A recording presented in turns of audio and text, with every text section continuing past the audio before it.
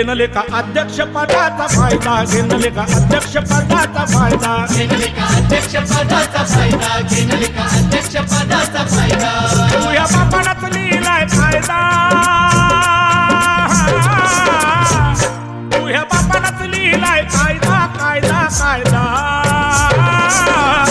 घेणले का अध्यक्ष पदाचा फायदा, घेणले का अध्यक्ष पदाचा फायदा, घेणले का अध्यक्ष पदाचा फायदा, घेणले का अध्यक्ष पदाचा फायदा.